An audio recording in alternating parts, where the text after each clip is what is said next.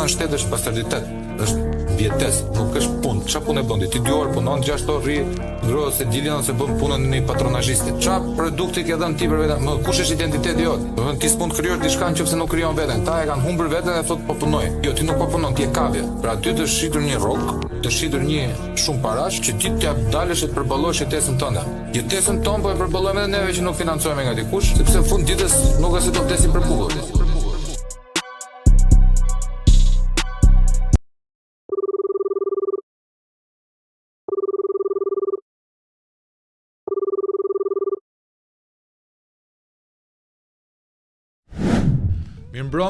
Mirëmbrëma miq të Tru Podcastit. Juve dini që historia është një nga dashuritë mia më të mëdha dhe ju ftoj të gjithëve juve brezit të ri që mos bëni gabimet e të parëve tan. Uluni, lexoni historinë, po jo atë konvencionale, po lexoni çfarë do lloj gjoje së pari për Shqipërinë. Unë këtu kam një libër, faktikisht më kanë ardhur 2 libra dhurat, edhe me mua është shumë mirë se me mua e heq komplet atë pjesën e stresit të bëri dhurat, se mjafton të bësh një libër dhe me mua je on top, je majt kokës. Siç e shikoni, kemi librin Qeverisja e Shqipërisë gjatë luftës së dytë botërore, 39-45, një pjesë të historisë që ne nuk e njohim fare, po fare. Dhe libri tjetër është Arkiva Shqiptare, që unë të dyve do t'i futem me ëndje bashkë me librat e tjerë që më kanë ardhur dhurat, sepse ka ardhur koha që unë duhet të filloj të hap bibliotekën time mendore dhe të shtoj informacione të tjera. Për këtë librin këtu e kam dhurat nga historiani dhe studiusi Gjet Ndoi, të cilin e kam edhe këtu në studio, ka ardhur, na është bashkuar, është bërë pjesë e familjes së madhe Tru Podcast. Pikës pari ju falenderoj të gjithëve juve dashamir dhe motra, vëllezër, familjarët tanë që na ndiqni dhe na shpërndani.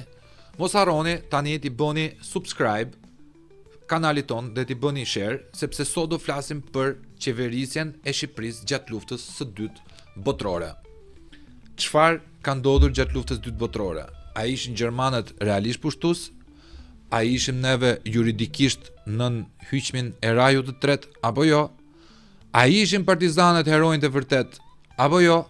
Dhe a ishte patrioti më i madh që jemi mësuar neve te djet Enver Hoxha? Mbi këto 4 shtylla të komunikimit dhe do jetë diskuri jon historik dhe politik, sepse historia pa politikën nuk ndahen dot, me profesorin e nderuar, për mua është profesor, studius, është historian dhe drejtori i arkivit të përgjithshëm për 3 vjet, Gjet Ndoi. Profesor, mirë se erdhet në Tru Podcast. Mirë se gjitha. Kënaqësi të jem në bisedë në studion tuaj, podcastin tuaj.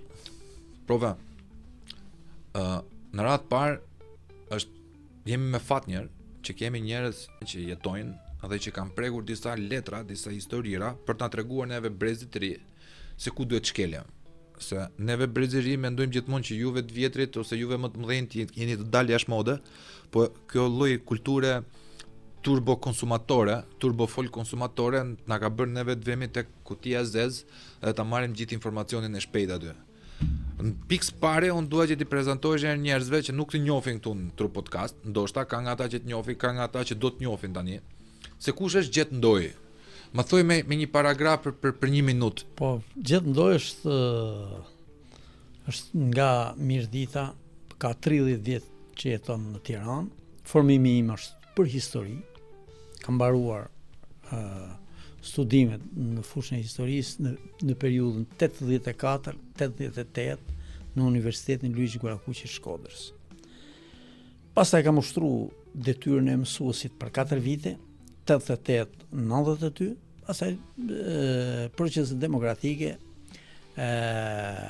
na kaluan dhe qesh edhe unë si shumë të tjerë kam loz nga pjesa e asaj për cilin isha edukuar për disa vite me radhë, duke punuar në administratë shtetërore në vitet 92-2000, po themi, dhe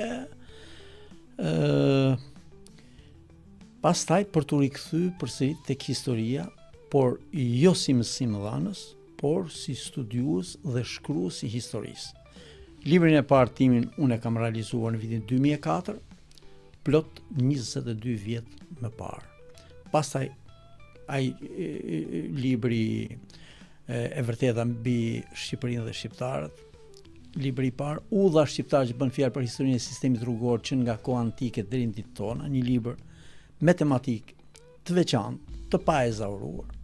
Më parë, kam bërë një libër për një komandant partizan që ka qenë general Gjin Marku, i njohur në zonat e Fierit, të Skraparit, të Beratit, si një nga komandantët partizan të cilët punoj si idealist, por përfundoi si tradhtar në burgun e Burrelit deri në vitin deri sa vdiq. Pastaj antologji historike, është një libër tjetër, Themelet e ruajtura të një shtëpie europiane të shembur. Kështu kam titulluar libër. Pastaj kam patur një pauzë relativisht gjatë kohës që punova në Arkiv Shtetit, nuk u mora me libra se kisha punë aty, por pata kujdesin për të parë dhe për të hulumtuar në arkiv dokumentat të periudhës më të panjohur, se unë kam mbaruar për histori, po periudhën e luftës unë kam menduar gjithmonë që aty është bërë vetëm luftë. 39, 44, po i thonë 5 vjet e gjysmë. Shpend. Dhe 5 vjet e gjysmë vetëm luftë, kjo është gënjeshtra më e madhe. E kanë mbushur atë kohë vetëm me luftë, mes partizanëve, ballistëve, mes italianëve, shqiptarëve, mes gjermanëve, shqiptarëve, mes çfarë them unë, vetëm luftë. Dhe në imagjinatën time, pra që presupozoj se ne njohim historinë më shumë se sa pjesa tjetër e njerëzve, si kemi mbaruar për atë punë, atë profil kemi. Dhe unë kam ditur shumë pak për pjesën tjetër që ka të bëjë me administrimin dhe qeverisinë e vendit. Kjo edhe kjo tjetra që më bëri të merrem me këtë tematikë ka të bëjë edhe me atë që këtu personalitetet më të larta të kombit, nacionalistët më me emër që kishin bërë Shqipërinë në 1912, firmtarët e pavarësisë, janë quajtur Quisling dhe tradhtarët e vendit. Ata që themeluan Shqipërinë. Siç është Lef Nosi, Mustafa Kruja, kanë qenë Medi Frashëri, ka qenë Recep Mitrovica, firmtar pavarësie, Bedri Pejani, firmtar pavarësie, janë firmtar pavarësie, janë Dimitër Berati, firmtar pavarësie, e shumë të tjerë, gjithë ata që ishin gjallë, asnjëri nuk shpëtoi nga persekutimi. O i pushkatuan, shumicën i kanë vrarë, ose i dërguan nëpër burgje, nëpër ashtu.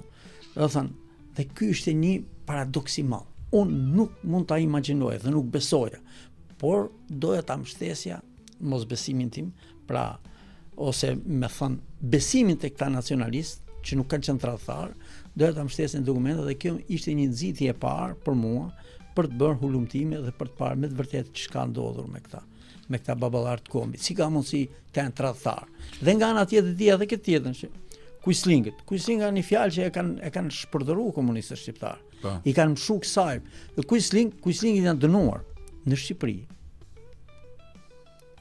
Në Shqipëri asnjë nuk është dënuar nga gjykatat që ngrihen Shtetet e Bashkuara të Amerikës, Anglia dhe Bashkimi Sovjetik, nga gjykatat ndërkombëtare, asnjë nuk u dënuar si Quisling. Enver Hoxha i ndiqte këmbë në Amerikë, pagunte spionët, pagunte, do të thonë, pse lind pyetja? Sa i budalla nuk ishte. Përkundrazi, që përgjigjja është kjo, vetëm për arsye politike pushteti. Ata ishin konkurrent real, ndërsa ky ishte një njeri bashkë me barit e tjerë që eran pushtet për hir të vërtetës. Pjesën më të lodhur të shoqërisë, por pjesën më të predispozuar për ta indoktrinuar dhe me të neçëgjit dhe barit e Shqipërisë, ai mori pushtetin, një pushtet që mori nga mendimin e jugoslave, misionarëve jugoslave tjerë. Kjo është historia sa për ta nisur. Shikoj, neve brezit ri, sa herë që dëgjojmë Sali Prodopapën për shembull, ne na vjen kinematografia shqiptare e kohës monizmit, diktaturës, Kino Studio Shqipëria e Re, ku ne e konceptojmë Sali Protopapën dashi më të madh të kopes. Një ballist, simbolizonte ball. Një ballist totalisht idiot, batakçi, pa kulturë të gjitha. Futem unë në lexime tash sa. Leximi është kur ti prek leximin dhe kupton që historia konvencionale është totalisht totalisht, po është e prekur shumë. Është si thua, është bër klishe dhe historinë e shkruajnë gjithmonë fitimtarë, kanë shkruar çka kanë dash, edhe kanë diçka kanë dash. Historia e shkruar në favor të një pale apo një qoftë në favor të fituesve, që zakonisht ato shkruan sepse sponsorizohet prej fituesve, që në atë moment ajo nuk ka karakter shkencor. Unë dëgjoj për Sali Protopapën ishte në katedrën e astrofizikës bërthamore në Amerikë, specifikisht NASA, me 7 gjuhë huaja. Xhafer Deva po prap intelektual para excellence. Mbaruar si specialist bujësie në Vjenë dhe një familje shumë patriote e Mitrovicës, dhe mbasi ka mbaruar atje, këtu ka qenë ministri i brendshëm i kabinetit Mitrovica, dhe pas asaj, masi është arrathisur, se s'mund të rrinte këtu, se Jugoslavo shqiptarët ishin bashkë, s'mund t'ja lini vendin këtu, ka shkuar në Kaliforni. E di ku ka punu në Kaliforni? Një universitet, pronari i cilës ishte hebre. Dhe ky akuzohej si antikombëtar dhe anti-hebre. Ai ishte, imagjinon të shtit të marrë një hebre ty, nëse ti ke dorëzuar hebre, të marrë një hebre dhe të ushtrosh detyrën e profesorit në Kaliforni. A është e vërtet, profesor, që me firmën e Xhafer Devës, hebrejt në Shqipëri kanë kaluar para trupave SS për të larguar nga vendi dhe për të larguar nga përndjekja? Domethënë kjo është legjendë urbane apo është e vërtet?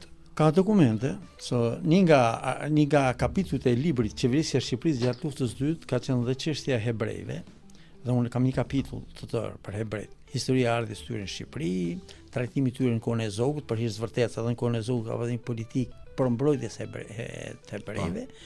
Në kohën e Italisë ka qenë Kolbi Miraga, ishte ministër i brendshëm do kohë. Kohën e Maliq Bushatit, po sidomos kohën më të gjatë ka qenë kohën e Libohovës, Ekrem Bey Libohovës, ai ministri i brendshëm, dhe ka dokumente. Pra ishte koha e Italisë, që kishin një, për hir të vërtetës, kabinetet kohën e Italisë ishin më të privuara, sepse kryeun e shtetit e kishin italian. Ka qenë Francesco Jacomoni. Contigiano ishte ministri i jashtëm i qeverisë Benito Mussolinit, ndërsa përfaqësuesi në Shqipëri i mbretërisë italiane, përfaqësuesi i mbretit ishte Francesco Jacomoni. Në fund ka qenë edhe Pariani. Tash këta e kishin të kufizuar, po jo të kufizuar sa të prekte interesat e shqiptarëve në mënyrë drejtë. Për shembull, arsimi. Ne kemi mësuar që Ernest Koliçi, pjesë e kabinetit parë të qeverisë pro-italiane shqiptare, arriti të hap kjo qeveri pro-italiane, me bekimin edhe të mbretit Italisë, mori fondet të hapën shkolla shqipe. Unë nuk kisha pa. Domethënë, unë nuk i heqa si presa sa, ata ishin pushtues, po këta janë pushtues çuditshëm. Janë pushtues që vinë këtu, zgjerojnë Shqipërinë 2 fish, sa është Shqipërinë londineze, dhe kalojnë në Maqedoni Perëndimore, kalojnë në Kosovë, e fusin Kosovën brenda, bashkë me, pra, pas shkatërimit të Jugosllavisë vjetër, nga fronti gjermano-italian. Gjermanët e lanë në kujdesin e Italisë pjesën e tokave të lirume shqiptare, pjesën më të madhe. Pra, Maqedoni Perëndimore, Kosovë, Malizi, i pjesë e Sanxhakut. Kanë mësuar shqip në Sanxhak, sot ka ik. Pra, koha, komunistët thonë që ishte koha më e errët. Në fakt kjo është koha që shqiptarët kanë marrë nga ideologjia e tyre kombëtare më shumë sa si herë tjetër. Po pse? Pse mendonin kështu? Sepse kryesonin personalitetet më të larta të kombit, nacionalist me emër. Këta nacionalistë me Mustafa Krujin e tjerë në kohën e Italisë, po flas. E të tjerë, këta bën Institutin e Studimeve Shqiptare. Institutin e studimeve shqiptare. Instituti i Studimeve Shqiptare, kryetari i cili i parë dhe themelues ka qenë Mustafa Kruja, që ishte firmtari i pavarësisë Shqipërisë, marr pjesë në Kongresin e Elbasanit, marr pjesë në ngjarjet më të mëdha historike të Shqipërisë. Një albanolog që ka shkruar në fushën e gjuhësisë, ja kanë vjedhur edhe ato materiale që shkruan të anonim, dhe ja kanë marrë këta që janë sot në Akademinë e Shkencave dhe kanë doktoraturat, janë dhe akademik. Ernest Koliqi, Gjergj Fishta, Dimitër Berati. Në vitin pas ars është bërë dhe Alex Stavridrenova, e pranuan këta. Figurat të tjera, Lasgush Poradeci, Mitrush Kuteli, janë shumë Zef Valentini. Josef Valentini ishte arbëresh nga Italia dhe ka ardhur këtu dhe ka krijuar një fond të jashtëzakonshëm të veprave të tij. Është akademia Josef Valentini, a? Po, Zef Valentini i themin e shqiptar, ai kishte Giuseppe Valentini. Janë figura të cilat nuk i ka njoft, nuk në historinë e Shqipërisë nuk njihen studiues të tillë të ndershëm dhe të thelluar në idetë e tyre. Studiuesit shqiptar kanë mund për të patur produkte intelektuale të mirëfillta, por fatkeqësisht kanë qenë të penguar nga ideologjia komuniste në kohën e komunizmit. Ju mund të pyesni dhe kushdo mund të pyesë, ore po mas 90-s, çai pengojnë këta? Jo, unë se pyes atë se dikush. Se pyes atë se jam i bindur që nuk ka rënë komunizmi. Po them për shikues, po këta mbajnë kamp. Ta janë foleja më e rrezikshme e komunizmit në Shqipëri. Ajo është organizata bazë e partisë, ajo nuk është Akademia e Shkencave. Çfarë bëjnë këta? Këta, se ishte pyetja, si ka mundësi që këta edhe mas 90-s nuk heqën dorë nga teoritë e tyre pro-komuniste. Jo se ishte hija komunizmit, se sa këta kishin konflikt interesi dhe këta në jetën e tyre nuk mund ta rishkruajnë historinë, sepse që të shkruajnë historinë e vërtet, që bën ndesh komplet me atë që kanë bërë përpara, duhet më përpara të heqin gjithë paletat, doktoraturat dhe mos jenë më akademik të Shqipërisë, por falsifikatorët e historisë së Shqipërisë. Për turpin e tyre në historinë e luftës së dytë botërore, tu ka vetëm luftë. Luftë nga 39, 40, 41, 42, deri në gjysmën e 43-shit nuk ka pas fare luftë. Nuk ka pasur fare luftë nga 39-a? Nga 39-a deri në mesin, pa për hatër po themi fillimin e vitit 43. 39 fillim 43-shit, a? Pra, 4 vjet nuk ka patur luftë. Po çka ka patur? Tu ka patur kabinete qeveritare, të cilat kanë administruar në nombrellën italiane deri në 8 shtator të vitit 43 në nombrellën italiane. Këto kabinete shqiptar, të gjithë shqiptar, kanë menaxhuar, kanë administruar Shqipërinë, kanë qeverisur Shqipërinë. Vetëm ushtrinë dhe politikën e jashtme e kishin italian, për hir të vërtetës, sepse konsideroheshim dhe ishim vend i pushtuar. Por brenda këtij oazi pushtimi, ne nuk duhet harrojmë dhe nuk duhet frikohemi të themi që historia e shkollave shqipe dhe historia e komunikimit ndërkrahinor shqiptar për herë të parë në historinë e Shqipërisë ka ndodhur atëherë. Atëherë duhet të sillet kjo punë. Duhet të thuhen gjërat siç janë. Arsimi, shkollar shqipe në Kosovë mbahen mend. Ernest Koliqi thon, i ka ngel Ernest Koliqi ka brazën e parë. Po Xhevat Korça në kabinetin e Mustafa Krujs, kur bjen kabineti i Shefqet Vërlacit, ishte kabineti i parë. Dhe këta ka vazhduar kjo historia. E unë kam sjell atje, janë gjithë lista mësuesve fshat për fshat. Në fund të librit, janë gjithë mësuesit e Shqipërisë, që nga vitit 39-40 për hir të vërtetës deri në vitin 40, fundin e vitit 44. A ti lexoj çik prova? Ku ka, po nuk mund t'i lexosh, janë shumë. Ja, lexoj. Janë 2000 janë këtu të fundit fare. e 5-600 mësues, ndërsa Lista e mësuesve të 20 tetorit në 43-shit. 43 janë të Ibrahim Biçakut. Domethënë, Ibrahim Biçaku ka qenë kryeministër në këtë kohë. Po mund t'i lexosh. ti lexoj vetëm për kuriozitet, për ngacmim që për dikush që do t'i shohë gjitha, për i ngacmim. ka sipas prefekturave të Kosovës, të Maqedonisë, të Tuzit e të Malitzi, gjitha. E di pse Edhe Shqipërisë deri në Gjirokastër e Saran. Gjithë. Janë listat aty me fshatra. Çdo mësues me emër i dekretuar nga ministri i përkatës. Unë dua t'i lexoj vetëm, meqenëse mi zuri syri këto, dua t'i lexoj vetëm për nder të shpirtit tyre, a kupton? Se i kanë harru të gjithë. Domethënë i kanë harru të pagën neve, jo se bëjmë një gjë të madhe, po pagën për nder të atyre. Ti përmendim. Historinë kanë bërë ato, ne ta shkruajmë. Ne ta shkruajmë. Dhe ta përmendim. Ne ta shkruajmë si duhet. Dhe ta përmendim. Gjeto Lekaj, Ferizajt Prishtinës, Qazim Kraja, Muriç Shkodrës, Izedin Osmani, Dezivojc të Prishtinës, Alego Qirko, Hogosht Gjilanit, Aliqi Qirko, Hogosht Gjilanit, Viktori Bojani, Prishtin, Koço Koca, Ferizaj Prishtin, Anjeza Loro, Ferizaj Prishtin, Abdullah Ukshini Kmetov Prishtinës, Hasan Rexhepi Prishtin, Njazi Femiu Gjilan Prishtinës, Tahsin Sulejmani Gjilan Prishtinës, Teufik Shala Prishtin, Lela Preshova Prishtin, Nazim Bedolli Prishtin, Qemal Mujka Prishtin, Zyra Zhubi Prishtin, Halil Gërbova Shtimje Prishtin, Bedria Mujka Ferizaj Prishtin, Ibrahim Hajrullahu Gilan Prishtinës, Drande Mita Prizren, Gjemal Hyseni Vranish Prizren, Abdurrahim Zhuri Vranish të Prizrenit, Abedin Mehmeti Kiev të Prizrenit, Ali Idriz Hoxha Zheqist Prizren, Baki Mehmeti Zhagovic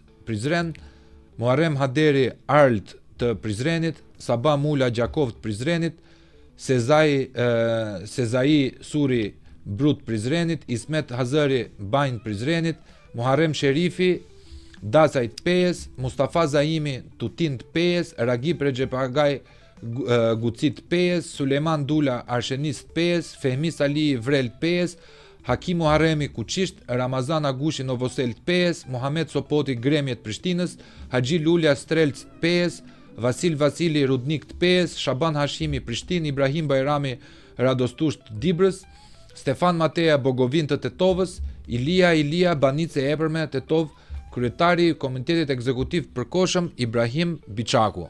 Këta ishin lista e mësuesve të 20 tetorit të 1943. Kjo lista fundi.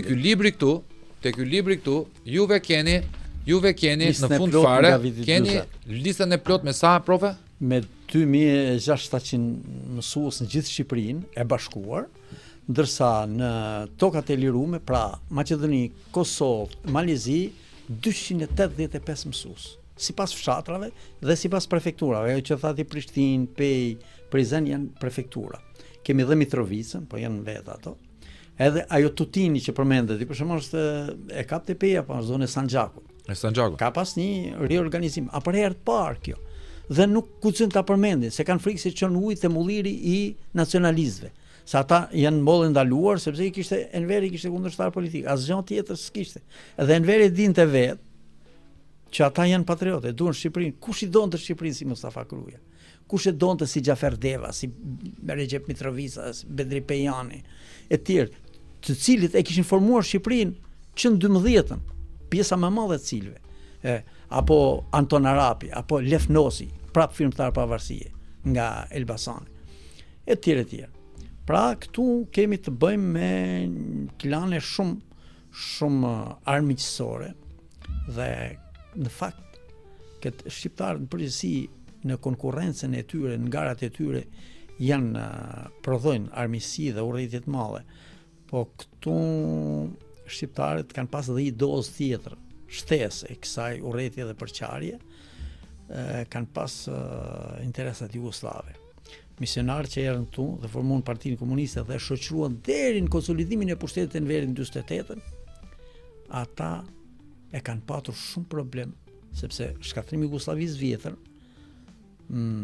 i bënte të mendonte që kur të mbaroi lufta e dytë botërore, këta si alat që ishin slavët, fatkeqësisht slavët ishin alat me me Amerikën, me Anglinë, në fakt për shkak të influencave ruse. Po. Dhe këta për arsye pushtetit pas luftës, ta i përzgjodhen trupat e ardhshme, qeverisë dhe të interesit tyre politik, i zgjodhen me kryen Enver Hoxhën, i zgjodhen dhe patën për kujdesin maksimale dhe nuk kanë bërë lëshime. Pra kundër ballit që ishte në Tiranë, nuk ishin bashkëpunëtor ballistë. Kjo është mëkat i madh. Ti thosh ballistëve bashkëpunëtor, ti thosh zogizëve bashkëpunëtor, kjo është skandal. Është e pavërtetë e madhe. Ndërsa ti thosh tyre që ishin qeveri bashkëpunëtor, po, këta janë bashkëpunëtor, këta janë nacionalistë, cilët kanë bërë atë që se kanë bërë as shqiptar, dhe këta ishin Po sot për shembull pjesa më e jashtëzakonshme e historisë së Shqipërisë. Ta kthejmë kështu profa. Pra, arsimi, mirëqenie, kishte mirëqenie. Kishte bashkim të një shtet. Tirana ishte kryeqendër e gjithë zonave shqiptare. Dhe nuk është se Tirana ishte e Shqipërisë londineze që kemi sot. Po Tirana për herë të parë, një qendër, s'ka rëndësi kush mund të ishte. Po kishte nga Shkupi, nga Ohri, Shkupi, pa Shkupin, se kishin bullgarët. Në Mitrovic, në gjysmën e Sanxhakut dhe në gjysmën jugore të Malici, përfshi Ulqine, përfshi Tuzë, përfshi Plave, Gucije, gjitha kanë qenë shqiptare. Kishte shkolla, kishte institucione të rendit, të qetësisë, që ishin policia, ma vonë u quajtur gjandarmeri. Po, gjandarmeri. Etj. Ndërsa në kohën e gjermanëve, qeveria e Shqipërisë ka qenë qeveri e një shteti të pavarur, të njohur, jo vetëm nga vetë gjermanët, Pra ti po thua që për kohën e Italisë, ishin qeveri kolaboracioniste, po qeveri që nuk kanë dëmtuar popullin e tyre. Këtu duhet Po mirë, një pyetje kam unë, prova. Po. Sigur sot neve të ishim të pushtuar. Ço duhet bëj një qeveri e pushtuar? A nuk duhet bashkëpunoshti me institucionalisht me pushtuesen? Ne na doli shpirti zoti Gashi. Tash 35 vjet ne po kërkojmë mu pushtues na pushtojnë. Po, sa e bukur. Pra, sa e bukur. Ne po kërkojmë, ka bo që Sali Berisha ka ashtu, po kërkojmë 35 vjet. E ka shtruar çështjen. Pra, kjo është metaforë, Po. Pra, ti don një ombrell, nuk mund të mbijetosh më zotëri. Kur don Franca, ka nevojë Franca, Gjermania, Anglia, Italia, kanë nevojë shtete me histori botërore, kanë nevojë të heqin pak nga sovraniteti, të bashkojnë energji, të hapin kufijtë etj. Kjo ishte pak a shumë. Jemi në kontekst tjetër, po pak a shumë kjo ishte. Ti ishe në ombrellën e Italisë, ti ishe në sigurinë e tyre. Dhe bile italianët, siç e shpreh Benito Mussolini shpeshherë në takime që ka patur edhe me Mustafa Krujin edhe me të tjerë, në audiencën e tij në Rom, po dhe se ka qenë dhe Shqipëria, edhe lufta italo-greke është një nga momentet pro-shqiptare e Italisë për të pasur një asgjësi në Ballkan, për t'i ra grekëve dhe jugosllavëve siç u ran dhe i shkatërruan këta gjatë luftës së dytë, koalicioni Rom-Berlin, Gjermania, Itali. Ka qenë boshti Rom-Berlin-Tokyo, bashku dhe Tokyo. Ishte edhe Tokyo, po këtu në Europë ishte Rom-Berlin, boshti. Ndërsa në botë ishte Rom-Berlin-Tokyo, po ashtu ka qenë. Edhe këta qërun hesabet me kundërshtarët e tyre. Slavët nuk kishin se si tishin me Gjermanët, si ishin influencë ruse. Po. Ndërsa ne ishim të shtrënguar, ku të shkonim ne shqiptarët? Do të shkonim me anglesë e me amerikan, po me ata lider bile në një farë mënyre, ose bashk lider të paktën, ishin rusët. Po rusët kishin në valigjin e tyre, figurativisht e them, kishin ëndrrën e panslavisë. Me shku deri në Spanjë, jo deri këtu. Deri këtu nuk merrnin leje ata. Po shqiptarët ku të shkonin? Në gjirin e slavëve, në gjirin e armiqve 1500 vjeçar, që kanë rënuar gjithë Ballkanin, i cili ishte nuk ishte i quaj Ilirik. Kanë rënuar racën tonë. Do thonë, dhe të shkosh ti për një luftë botërore. Kjo është arsyeja që populli shqiptar e priti me festime, sidomos pjesa tokave të liruara. Nuk e kanë konsideruar Benito Mussolini dhe gjithë emisarët italian që kanë shkuar në Kosovë janë pritë si çlirimtar realisht. Ke manifestime të jashtëzakonshme në Gjakov, ke manifestime të jashtëzakonshme në Strug, në zonën e çlirimtar ndaj kujt, çlirimtar nga botës slave. Ndaj botës slave. Sepse këta ishin pjesë e mbretërisë gjenocidale serbo-jugoslave. Pra Jugosllavia e vjetër, që kishte në boshtin e saj, kishte Serbinë kryesore, kishte edhe Kroaci e Sloveni. Kjo ka qenë aleanca. Ka qenë mbretëria serbo-kroato-slovene. Serbo-kroato-slovene, që në 18-ën, pas luftës parë botërore, SKS-ja. Po, dhe më vonë u themelu, mbi bazën e kësaj u themelu e ashtu quhet Republika, po mbretëria jugoslave. Pastaj që kalojnë federat. Tani kaloi Jugosllavia e re, pas tyre kaloi në ashtu.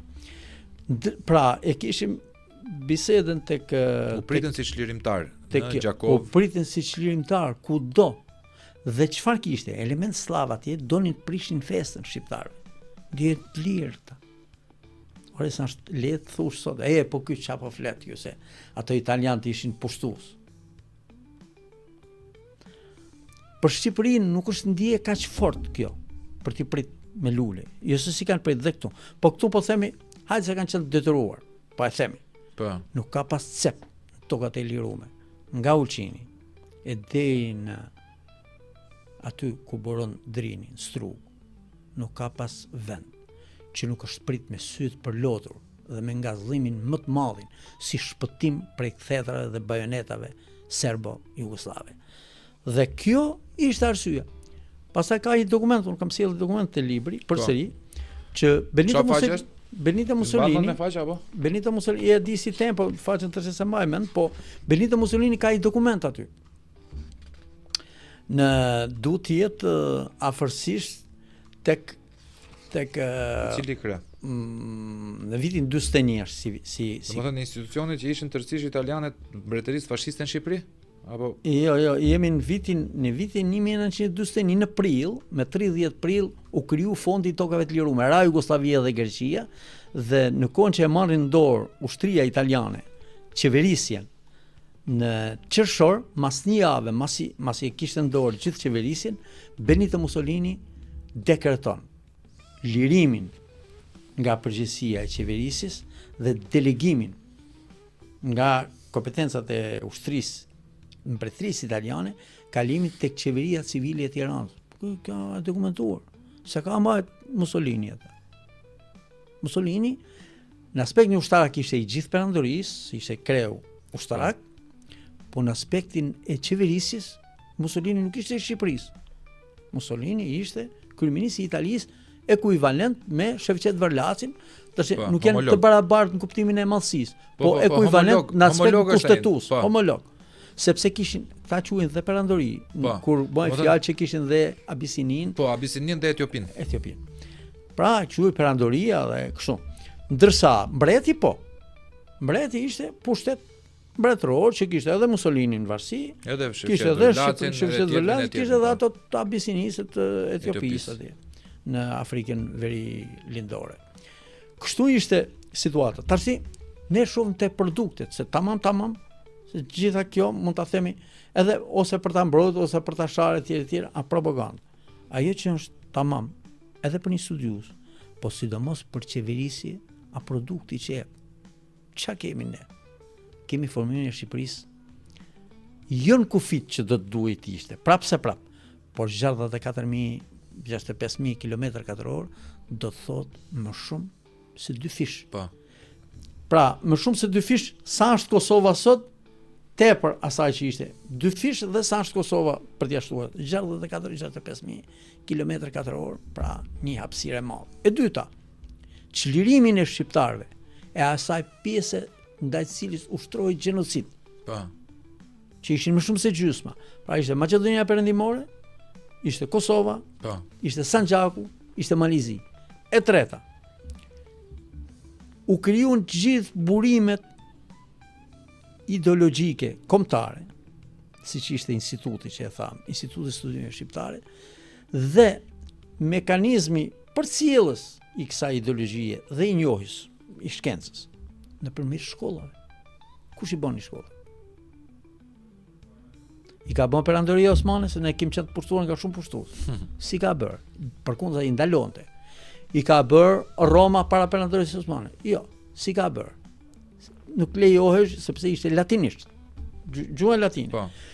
Në kohën moderne vjen një perandori, një mini perandori, po themi, siç ishte Italia më vonë dhe Gjermania, dhe jo vetëm nuk i ndaluan, po investuan, lejuan investime nga qeverit, nga kabinetet qeveritare të vendit tu, që të sponsorizonin dhe të suportonin arsimin kudo. Dhe kjo është historia e madhe e arsimit. Sot në Kosovë janë gjurmë pashlyeshme. Si mund mos ta përmendim ne, duke u friksuar nga ideja që po këtu kanë qenë pushtues. Po këta janë pushtues që kanë bërë këto punë të mira pra. Jo pushtues i kanë lejuar kabinetet që t'i bëjnë këto punë të mira. Si janë shqiptarët ata që i kanë bërë punë. Kanë mësuesit, drejtorët, ministrat, kabinetet. Dhe ndërsa në kohën e Gjermanisë cilësia ose komponentja e pavarësisë e autoritetit shtetit ka ndryshim shumë të madh, edhe në aspektin formal edhe juridik. Se çfarë ndryshonte për shembull profe?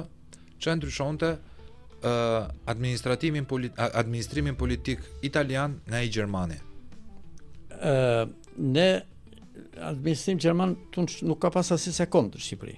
Nuk ka pas fare asnjë sekond gjerman. Administrimi dhe qeverisja e Shqipërisë nuk ka ndodhur nga gjerman. Nëse italianët kanë pas pjesën e supervizimit edhe pjesën e mbikëqyrjes.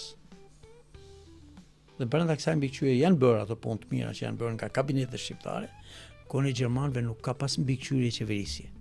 Ka pas mbikëqyrje për të mos goditur forcat 2 divizione SS në Shqipëri, të cilët numri i cilëve shkonte i këtyre divizioneve me ushtarë oficerë, shkonte 18.000 veta, dhe këto divizione, siç thot Noj Baheri, një farë guvernatori figurativisht, që interesoi për gjithë Ballkanin, me zyrat e tij në Beograd. Qeveria e Beogradit ishte Quislinge. Qeveria jonë s'pranë të jetë Quislinge. Qeveria jonë ta firmtar pavarësia thonë ne jemi të pavarur. Dhe Gjermania nuk e qeverisi as i di Shqipërinë, as në aspekt ekonomik, as në aspekt në asnjë aspekti. Ato kishin një marrëveshje me kryetarin e shtetit, i cili nuk ishte as italian as gjerman në kohën e vendosjes divizionit gjermane në Shqipëri. Me Difrashi ishte kryetari i shtetit, quhej regjent. Regjenca, në një formë sundimit politik se këto ju kanë shplat rurin shqiptarëve. Regjent shqiptarët më bën mi pyet thot koha e Gjermanit. Regjent do thot kohë mbretërore, siç ka qenë kohën e Sulejman Delvinës. Gjermanët ishin atëherë kur ishin 4 regjentët. E njëjta gjë, mungesë mbreti, se këta rikthyen sundimin mbretëror. Nuk e rikthyen se sundimi mbretëror ishte edhe në kohën e Italisë. Ata e vazhduan. Po e vazhduan, mungesë mbreti, pra nuk do ishte profesuesi Vittorio Emanueli III këtu, po do ishte i shqiptar, i cili zgjidhej nga Kuvendi Popullor Kombëtar që kishte 247 veta dhe janë bërë zgjedhje me 1 tetor të vitit 1943 në kohën e këtyre nacionalistëve të pashembull në gjithë Europë. Bën zgjedhjet për Kuvendin Popullor Kombëtar ose tash e quajtur Asambleja Kombëtare. Nga të gjithë prefekturat e Shqipërisë, nga Gjirokastra deri Mitrovicë. Të gjitha, pa dallim, abstragon nga ideja që janë ato kufite. S'kishte kufi. Pra ishte Shqipëria 64.000-65.000 km2 dhe këtu zgjon shqiptarët me emër kudo ku ishin. Po të hapish listat. Kuvendi Popullor Kombëtar ka 247 veta. Mos merr për t'i lexuar se janë shumë. Jo. Një sekond. Tetor, që në shtator fillon lëvizja për themelimin e shtetit të ri, një formati ndryshe, duke rikthyer edhe pavarësinë e Shqipërisë. I ke nga fundi. Jo, nuk janë në fund, ato janë mësues. Ku janë? Ato janë në vendin e duhur aty ku u bën zgjedhjet për Kuvendin Popullor Kombëtar, është dhe lista e deputetëve. Lista e deputetëve, aty janë personalitetet më të mëdha të kombit. Çdo krahin e vendit tonë, po ti ngjoj ato emra, në trashëgiminë familjare të tyre janë në kujtesë akoma. Kaq të rëndësishme Se kjo qeveri Libohova 1 apo? Jo, Libohova shumë më vonë, sepse jemi ke qeveria Mitrovica, parë Mitrovica, është kriju kuvendi dhe është zgjedhë qeveria, është zgjedhë nga kuvendi popullor kombëtar. Me 16 shtator të vitit 43 u mlodh kuvendi popullor kombëtar ose asambleja kombëtare që siç u tha atëherë u godit me top nga partizanët. Tani jemi te reforma Kruja jetësoi autonominë maksimale brenda sistemit mbretëror italian. Është koha e Italisë.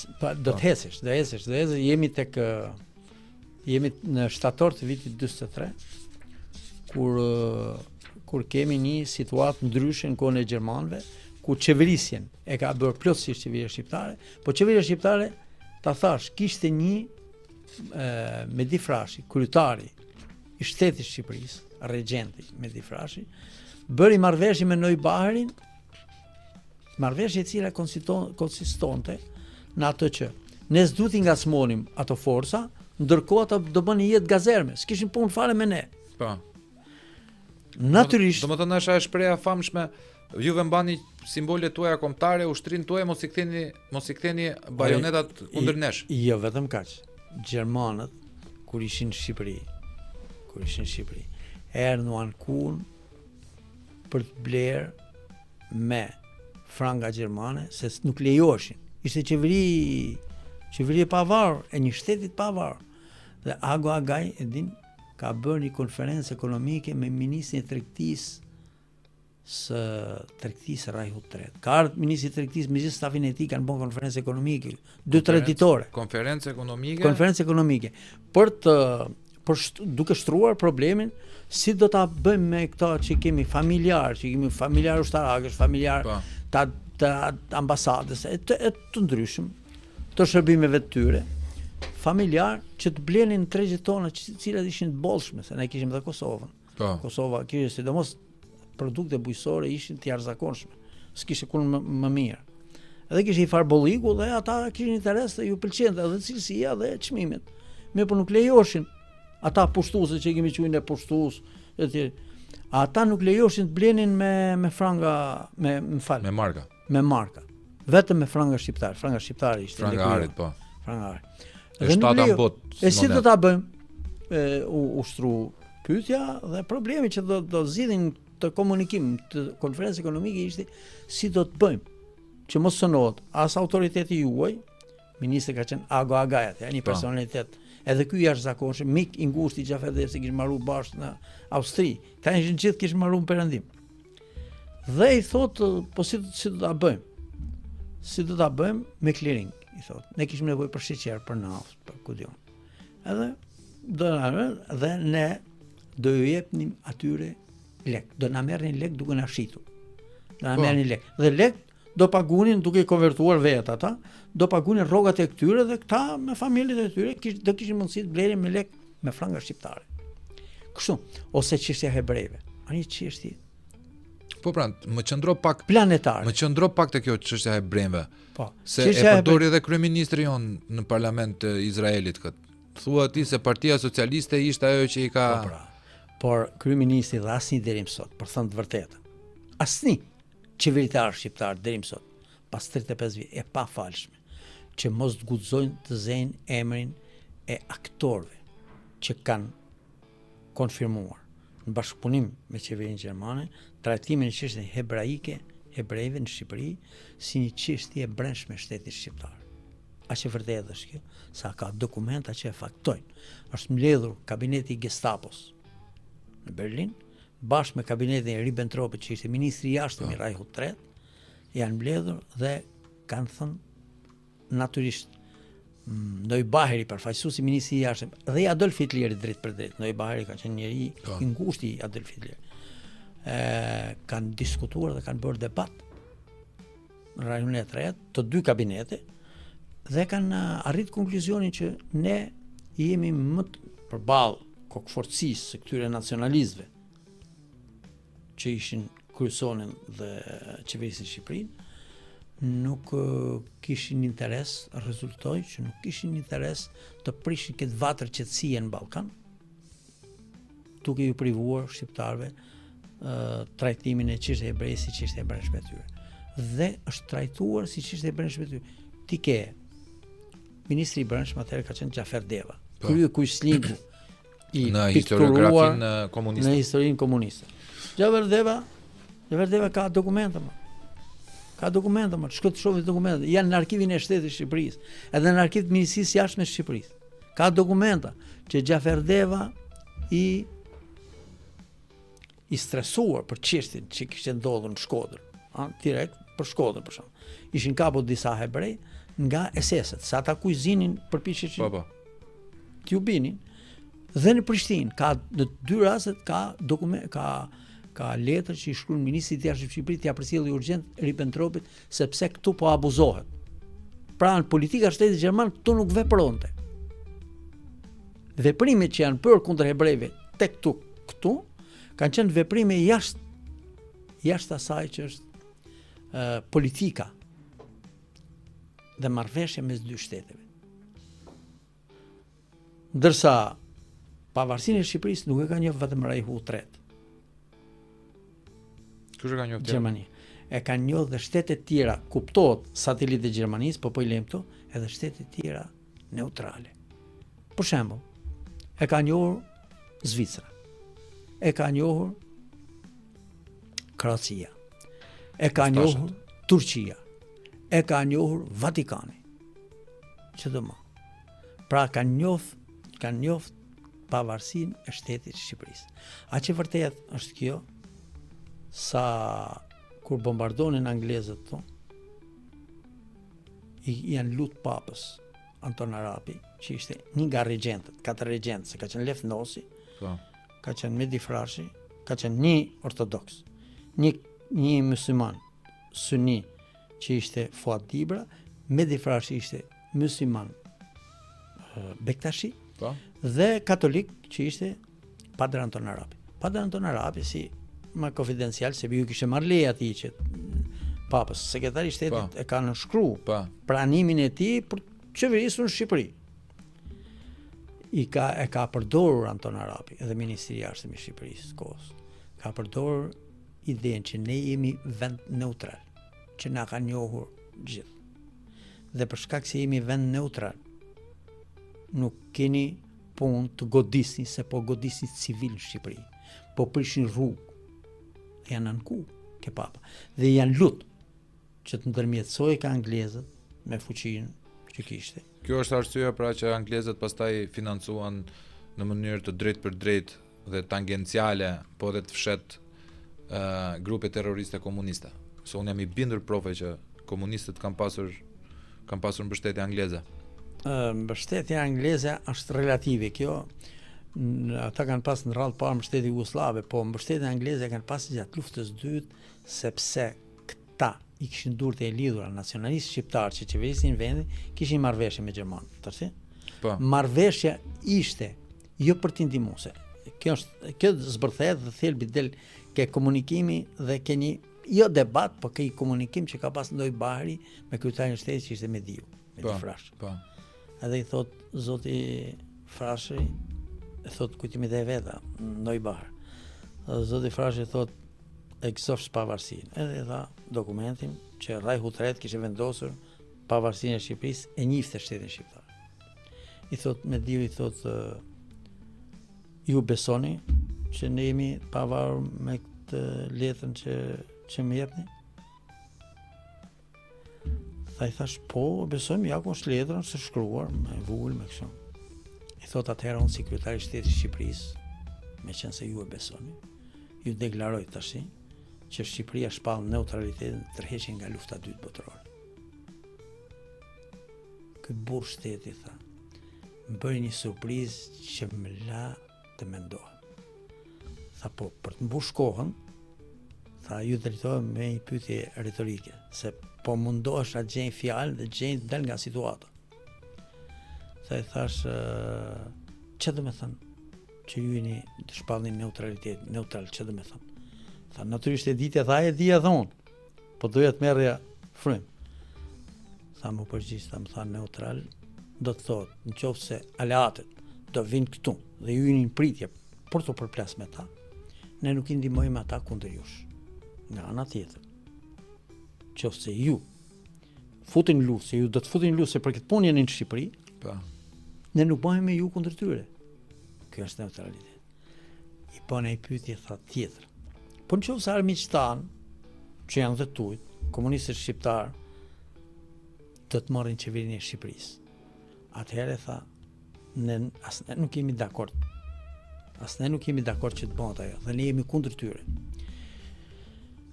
Më tha, atëherë, a mund ta quajmë neutralitet relativ?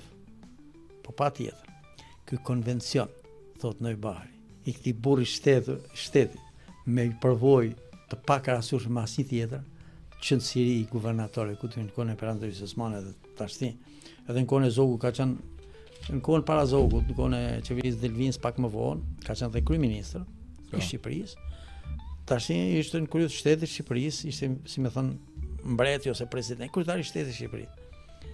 Tha, më futi në mendim dhe ky definicion juridik shumë i vështirë, domethënë me la me gojë mbyllë dhe unë e kisha autoritetin. Ma kishte dhënë ekskluzivitetin, ata të bëja të më të mirën për Gjermaninë, por që përkonte me interesat e Shqipërisë. Dhe këta njerëz ta i respektova. E i ka respektu tek hebrejt, i ka respektu tek konferencat ekonomike që kanë bërë këtu, i ka respektu në mos ndërhyrjen në asnjë lloj tendri kështu. Të gjitha janë gënjeshtrat më të mëdha. Ato që janë thënë që gjermanët erën shfrytzuan popullin tonë, shfrytzuan ekonominë, ato kanë pas kompani, po të gjitha kanë kalu me tendera dhe me garë, siç jo sot. Po. Jo si sot. Sot 100 vjet më vonë, 80 e sa vjet më vonë. Sot nuk ka më garë, nuk ka garë fare, sot është klientelizëm para excellence.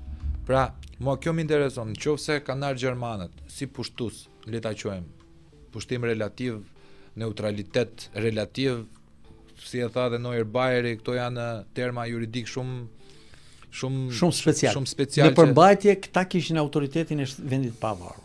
Por që të jetë Gjermani, që është i huaj, të vi dhe të respektojë integritetin e statizmit, pra të qenë qytet, unë me të vërtet vi këtu, me të vërtet kam ushtrim më të fuqishme të botës, me të vërtet mund t'i shuaj brenda 24 orëve gjithë të popull, po të dua, të vjen me kompanitë e veta dhe bën gara të ndershme dhe legale, dhe të ndodhi sot në 2026 $12 miliard vlerë të vjedhura nga buxheti i shtetit për 12 vjet, nga disa bastard, nga disa të ndyraç, pjell të komunistave, më të ndyrë se sa baballarët dhe gjyshit e vet. Të anti-shqiptarisë, po kur e thu komunizmi je në rregull. Se di ç'ndodhi. Domethënë të vi Balluku, Belinda Balluku me mbesa e Beqir Balluku, të jetë në krye të shtetit prapë dhe ky popull mos reagoj, më mirë na kishte mbajtur Gjermania apo profa. Po tash natyrisht shqiptarët më të zgjuar dhe përfaqësuesit të vërtet të këtij kombi të racës tonë, që erën pushtet dhe me gjermanët kishin vetëm i marrëveshje mos i trazonin sepse ata ishin në pritje.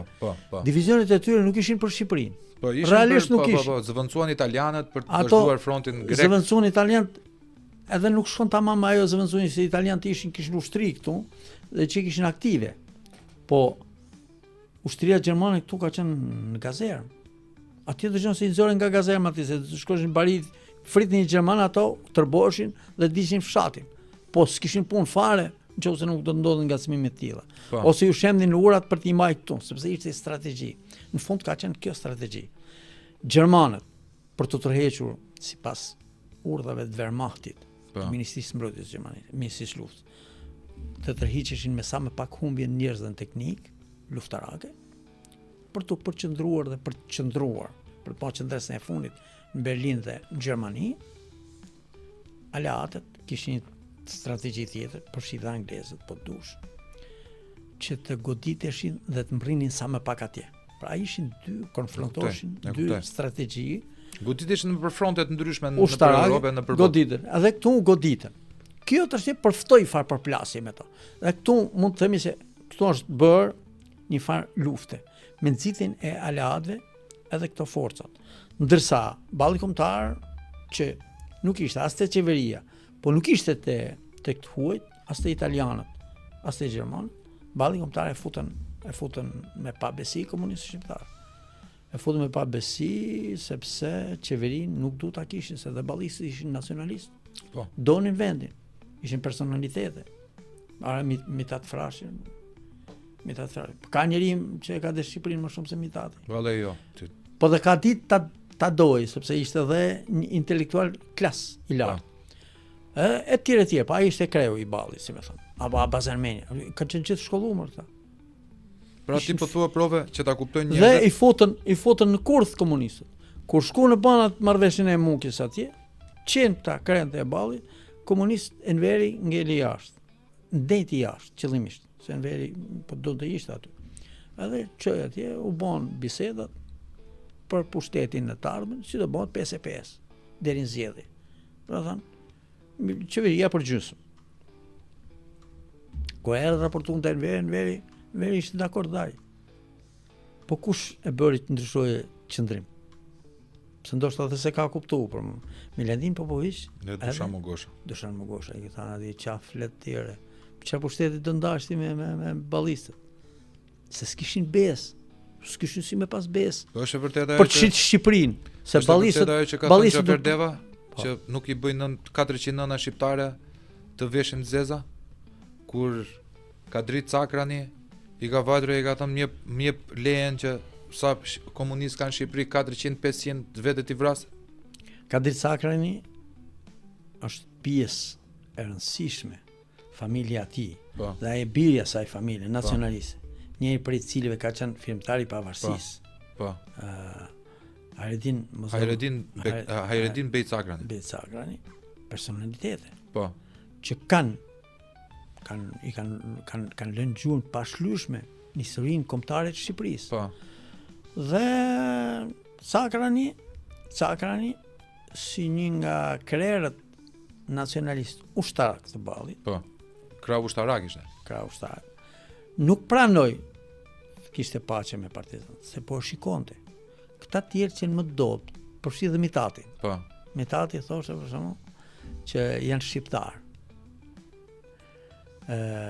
Siç thoshte Mustafa Kruja. E plagose Mustafa Krujën komunist. E mori Mark Gjomarku se do të dalte te përgjigje. Mori Mark Gjomarku dhe e çoi në Orosh Mirdit për të mjeku plagë, për ta shpëtuar. Po. Se ishte i smur ai, Po. nuk ishte kryeminist kur e plagon në nëntorin e vitit 1943. Ai nuk ishte kryeminist, se kishte Italia që në shtatorin e 43. Dhe ai shkoi për të vizituar në një klinik në Tiranë. Shkoi në një spital. Shkoi për të vizituar dhe i nitën gati sa doli guerilët gjujtin. E plagosën i thot Mark Gjomarku, i thot. Tash i thot rehat, tu i sigurt i e çoi në Rosh atje. Ishte ministër, më vonë apo ministri i mbrojtjes Mark Gjomarku. Ai i ka thënë e ka ndesht Mustafa Krujën. Mark Gjomarku. I thot do merrem unë me ata, do t'i arrestoj dhe 400 a 500 sa të jenë, do ta shpëtojmë Shqipërinë dhe i heq qafet. Se kështu nuk shtyhet, se kështu po na ngushtohet laku dhe po mysin Shqipërinë ta. I thot asnjë shqiptar të vrapë për mua. Mustafa Kruja, se ka pranuar. Po. Të njëjtën gjë ka bën Mitat Frashi. Të njëjtën gjë ka bërë edhe ky Mediu me Xhafer Deva. Xhafer Deva, Mark Gjomarku kanë thënë duhet i përgjigjemi me të njëjtën monedhë, sepse kështu del që ne nuk jemi shqiptar, a jemi shqiptar ne. Shqiptarët dhe këto ishin shqiptarët më përfaqësues të Shqipërisë. Po.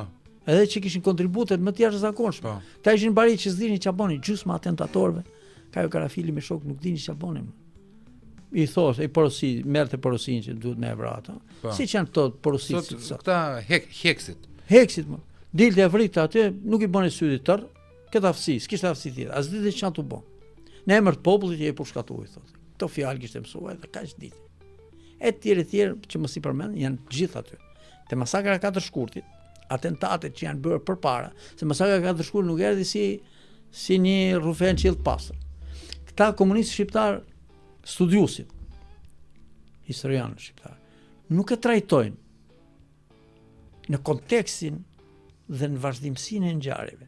E kpusin dhe thonë 4 shkurt u bën nami. Po. Ka të shkurtë erën çan nga Kosova me i gur me vrarë shumë zogje ata. Me vrarë këtë idenë veri jute të Kosovë. Erën nga Kosova ato banditët edhe tani për zgjallje. Po çka kishte ndodhur dhe çka ishte bërë më përpara nuk e përmendin. Që ishin vrarë e plagos me rrallë figurat të mëdha. Ishte vrarë zëvendës kryeministri nga Prishtina, zëvendës kryeministri dhe ministri i punëve botore, Ilia Zagushi. Ishte vrarë kryetari i komitet, kryetari i kuvendit popullor kombëtar, i Dhomeni Kosturi. Ishin vrarë deputet, ishin vrarë kryetar komunal, vrarë mësues. Pse s'vjek ke partizan ti? Ai shko dhe jep të mësim fëmijëve. Vrarë, sidomos në zonën e Korçës, në zonën e Durrësit. Janë me emra gjithë, i kam sjell me emra dhe ata. Dhe pastaj në kulmin e kësaj vun dorë dhe këtë Gjaferdeva, me vrarë Gjaferdeva, i vrarë Nipin. Ke shtëpia vet, ministrit brendshëm. Deri këtu arriti guximi i këtyre baroshëve që silleshin nëpër Tiranë. Dhe tash u ngrit në kam shteti. Si policia kur ka 2-3 vrasje, ngrit në aksion, në operacione, apo jo? Në kohë paçi. Aty ishin kohë lufte.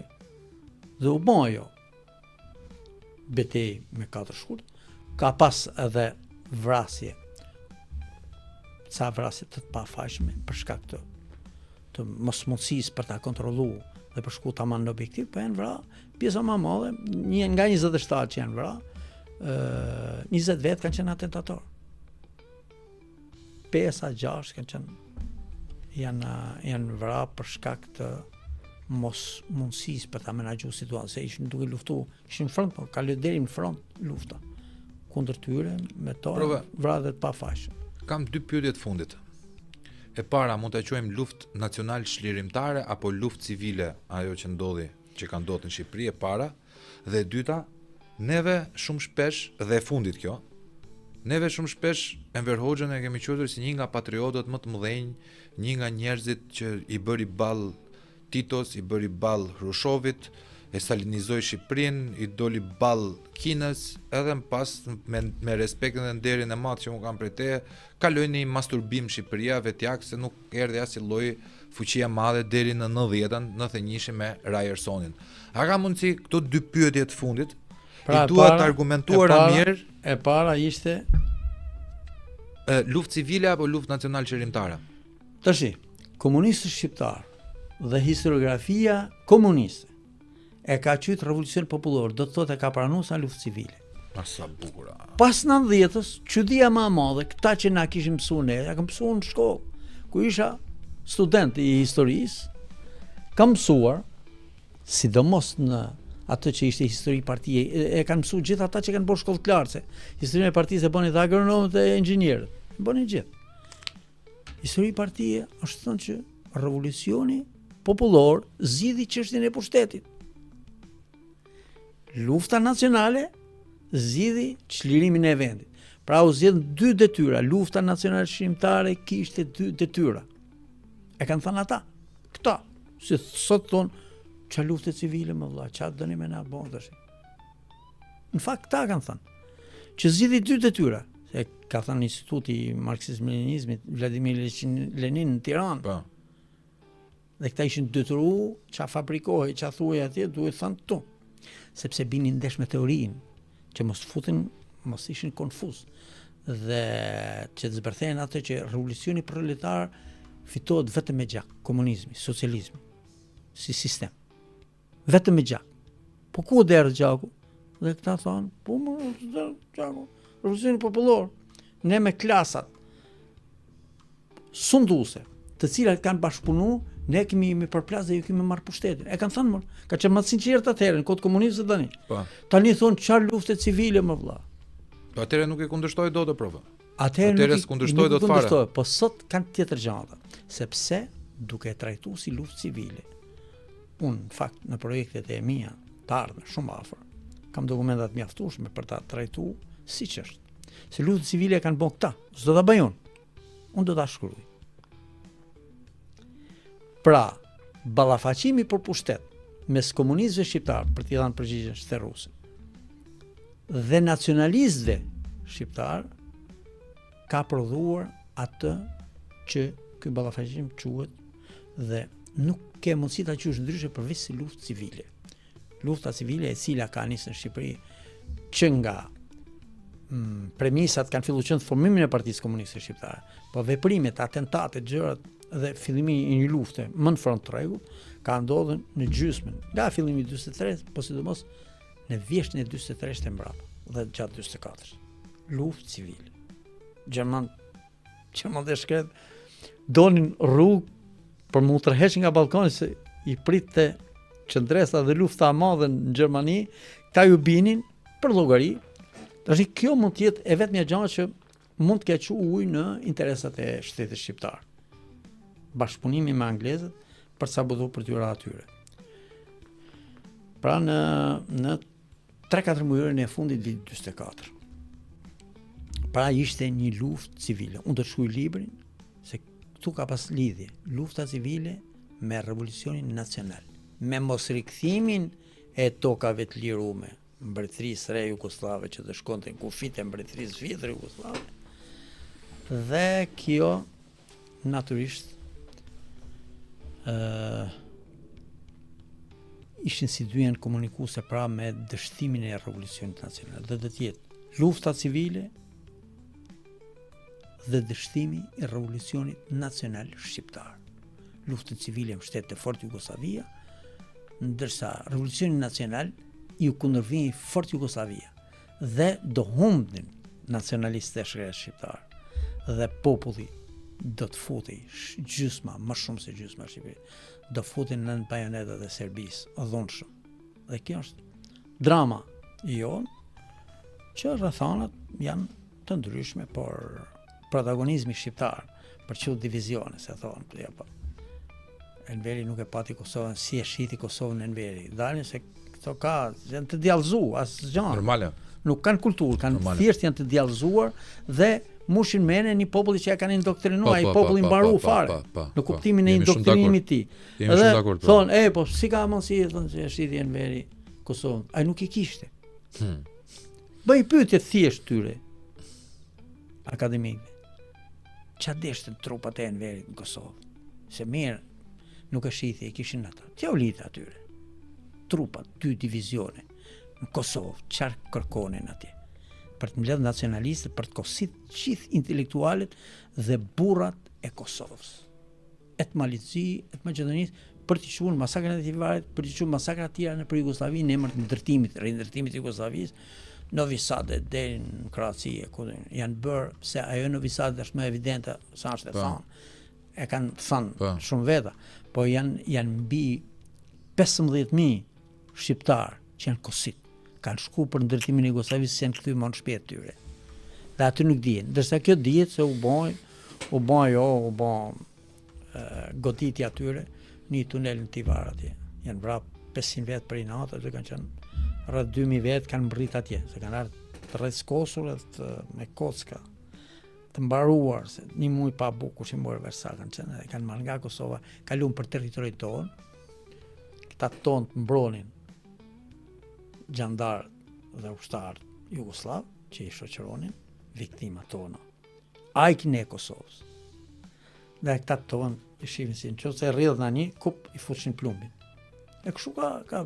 Dhe kanë 700-800 veta, një numër shumë i madh, kanë met rrugës, se s'kishin takat me ec. Po. Ta që mos ta merrin vetën se do ushqeshin, do ashtu. I futshin nga i plumb, kuptohet, nuk harronin mja fut nga i plumb atyre dhe ecin, vartonin se s'mund të ecin. Dhe kanë mbërrit atje rreth 2500 në për i natë. Janë vrarë të tjerë mbrapa. Kuptohet.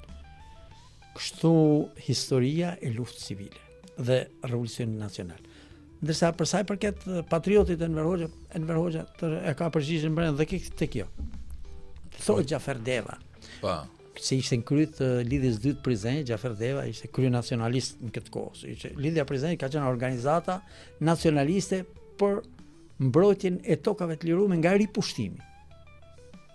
Xhafer Deva kujton dhe thot kishim mendu, thot, çdo gjë kishim mendu. E dinim se komunistët janë fare keqe. Edhe këta të Shqipërisë kanë si me qenë fare mirë. Pra të këqij dhe këta. por që do të arrin. Dhe Jugoslavët i kishin përballë, natyrisht ishte normale me luftu ballë për ballë me të sa ato zot na falin ne. Po ato u bën komunistët me nacionalistët, për të bërë Jugoslavinë. u bën bashkë ato. Këta tonë, ta janë më të dobët edhe nuk do rreshtohen me ne. Ama të paktën nuk mendoja kur, se do të na binë maskrave. Ato janë na ran maskrave me djathtit e Jugosllavisë, le komunistat.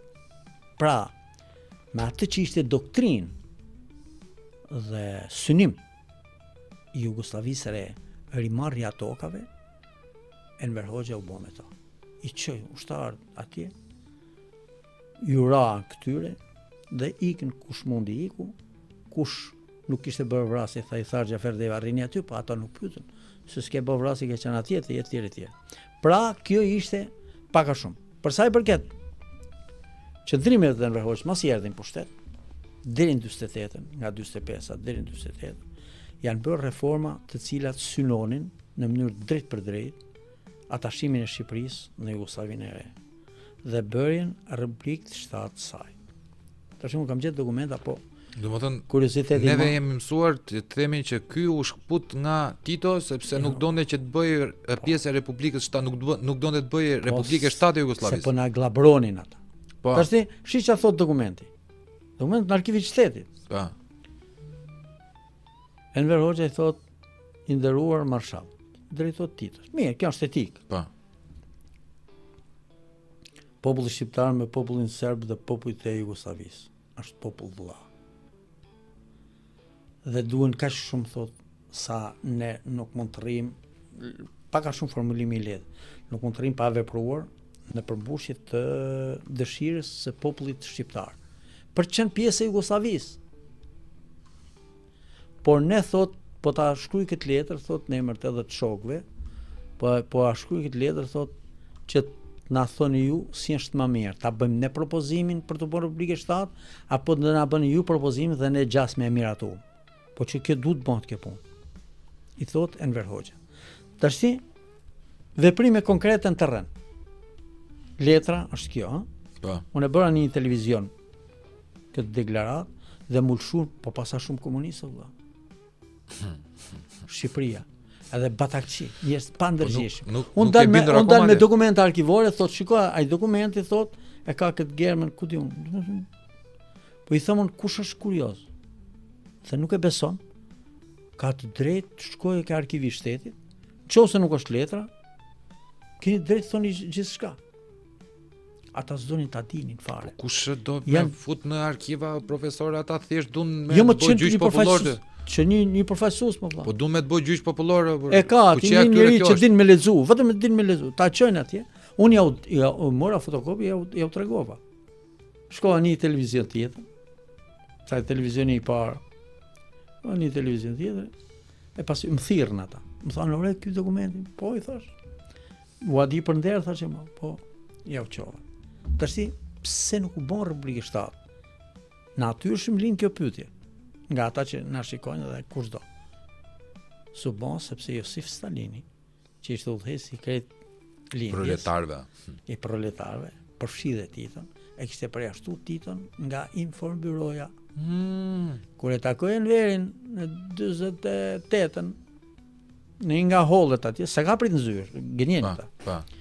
Një nga hollet i thot ato që shoqëronin Stalinin, po shkonte, një nga hollet. Domethënë Enver Hoxha ishte si Rama që i vete pas këtij Trumpit për një foto dhe Enveri shkret pas Stalinit. I dolin para pra.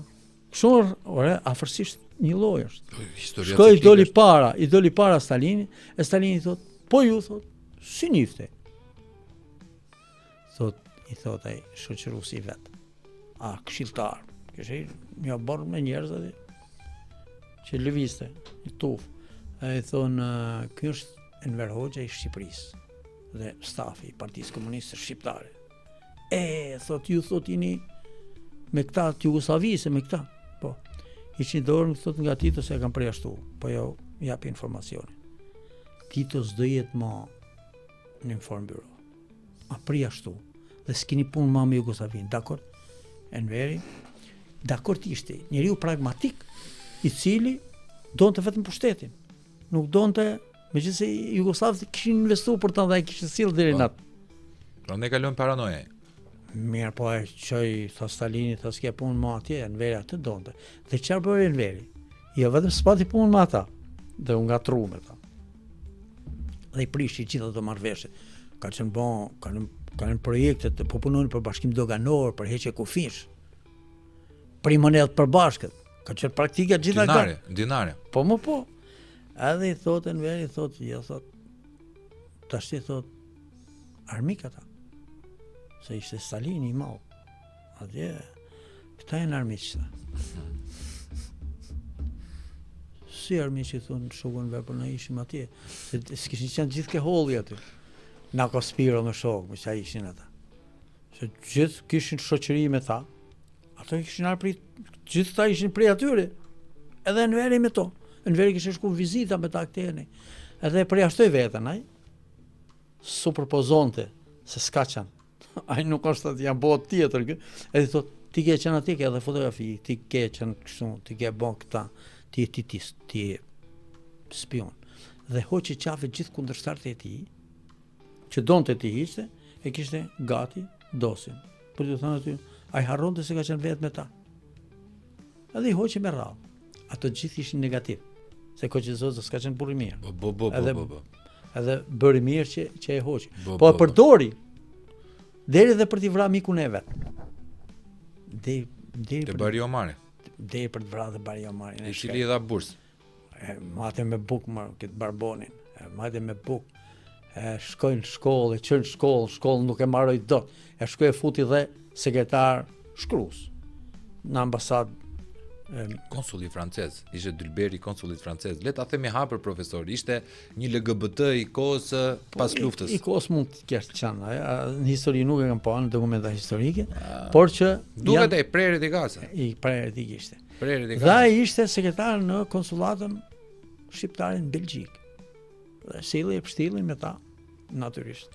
Pastaj historia këtu e shkruajti si njeriu që shkruante vazhdimisht për lëvizjen komuniste, njeriu që e njihte lëvizjen komuniste në gazetën Humanité, më duket, Humanité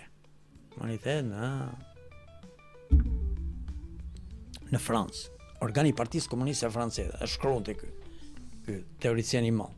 E kupton? Ky shkonte, ishte atje, erdhi prendi këtu, me gjysmë shkollë e futën në lice të Korçës. Ka dhënë mësim atje, edhe në Gjirokastër. Dhe kur erdhi puna, vrau edhe burrin e motrës vetë nëpërmjet Koqizocës. Koqizoca e hoqi, se i kështu i bonte punën. Vite rradhë kryente i punë me X-in, e heqte, pastaj vinte tjetri. Tipike bolshevike. Në Shqipëri, metodologjia mbajtjes pushtetit vazhdon. Befasia më e keqe. Edhe mas viteve 90 këtë trashëgimi fatkeqësisht nga gjitha palët që drejtuan Shqipërinë ka ekzistuar. Marrja peng e njerëzve, pastaj bërja bashkëpunëtor për të bashkëqeverisur. Dhe dosin sa herë kanë nevojë. Ndërsa ky ka një metodë tjetër, ky që është tash Edi Rama. Merr njerëz pa personalitet. Ai ka të rahatshëm ata. Po. Ky fal për shprehjen profesor, ky ka letra higjienike. Ky ka letra higjienike valla. Ky në kabinetin e tij ka letra higjienike që i flak kështu. Sa herë ti duhet? I flak. I ka pa personalitet. Ai tjetri kishte i merrte nga rradhët e sigurimit shtetit me dosje dhe i hiqte kur do të dhaj. Fatos Nano ka qenë më i miri për mua si kryeministri i papërgjegjshëm.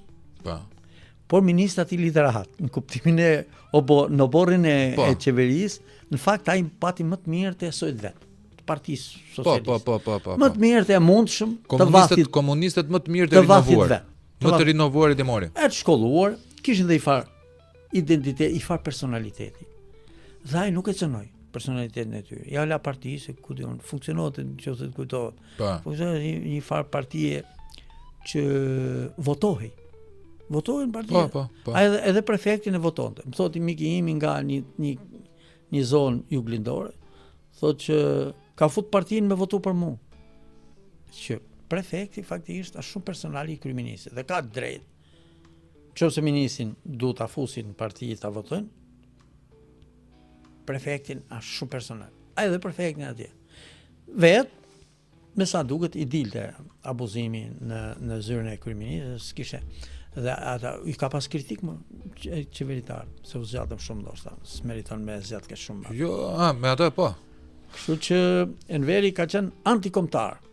Në mas prishjes me Kinë, në fakt mas prishjes me Rusinë, me Bashkimin Sovjetik, në vitin 1962, Enveri u kthy të kujtoi se çan popull shqiptar dhe ta shfrytëzoi prapë për pushtetin e tij anën patriotike dhe identitare. Për të thënë bosë, unë vërtet jam popull i vogël, po mas vitit 62, deri 62 Enveri ka bën aktet më të larta të tradhtisë kundër kombit shqiptar.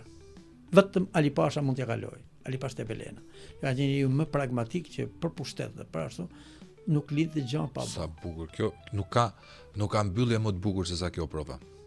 Enver Hoxhës për të keqnaj veç Ali Pasha Tepelena ja kalon në dienin time. Ali Pasha Tepelena rivalizon. Ali Pasha Tepelena është idulli i këtij të gjatit. Atë ka. Ali Pasha Tepelena ka qenë anti-shqiptari më i madh. Ai nuk është ngjak shqiptar Ali Pasha Tepelena. Pa tendencë fare. Është i ardhur nga këto kolonë që janë futur në Shqipëri. E ka sjell atë dhe sa familje tjerë po s'du të hyjnë se do flasim në një herë tjetër për Ali Pashain. Ti ma jep fjalën që do vish më shpesh? Po do vi.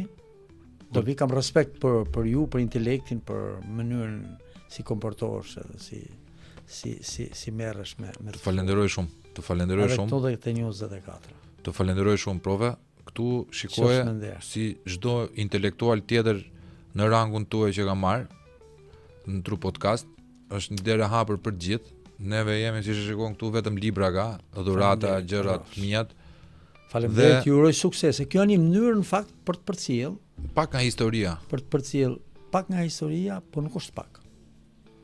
Të përcjellësh histori kur je i ndershëm për ta thënë siç ka ndodhur dhe për të ndërtuar kontekste, se një libër autori tek libri ka pjesën e kontekstit. Po. Ndërtimi i kontekstit dhe përshtatja strukturës në libër mbështetet pastaj me dokumenta të tjera, po ndërtimi i kontekstit shpreh ndershmërinë dhe thellësinë e mendimit dhe objektivitetin shkencor. Të atyre që merren me shkrimin e historisë. Këtu kanë filluar të shkruajnë gjithë, po flas për libra që mbështeten në arkiva. Shkruajnë ata apo shkruan ChatGPT-ja, prova. Është edhe kjo pyetje. ChatGPT-ja do ja nxjerri të palara, se ChatGPT-ja siç të mëson, ChatGPT-ja të keq mëson. Thot nuk e ke. Nuk është i joti, është plagjatur. Nuk të lën. Prova. Të falenderoj për këtë dhuratë. Ju falenderoj. Unë e di që shumica nga juve kur ta shihni këtë episod, që do shihni edhe të tjerë me profesor Gjetin, sepse sot kemi cytur pak vetëm hapësirën 39-45, që juve e kemi bashkë me mua e kemi të fshirë nga historia e shkollës tonë. Në qoftë se doni që ta porosisi këtë librin, po ju dal tani para pri dhe mos më thoni o gash ku ta gjej profen e gjitha me radhë. Në radhë parë mund t'i shkruani profesorit Gjet Ndoi, e keni në Facebook.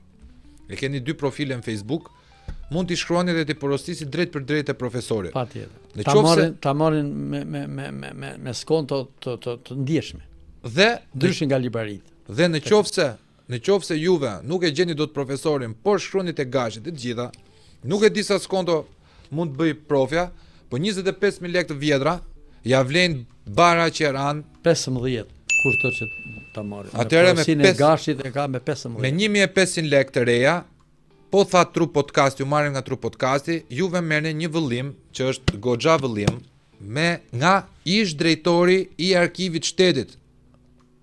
Na ndiqni dhe mos harroni subscribe, vendosni syzet, lapsin dhe letrën si puna ime, që mbaj shnime kur thoshte profja, se asnjëherë nuk është turp të mbash shnime, aq më tepër neve të rinjt, që duhet ta kemi trurin si sfungjer, çfarë do lloj gjëje që na dëgjojmë duhet ta marrim, ta përthithim, ta filtrojmë. Dhe filloni lexoni dashur miq, se po nuk lexuat juve, do përfundojmë me karrocier si Koçi Xoxa, i cili u përdor për të vrarë mikun e Enver Hoxhës dhe pastaj Enver Hoxha vrau hjeksin e vet.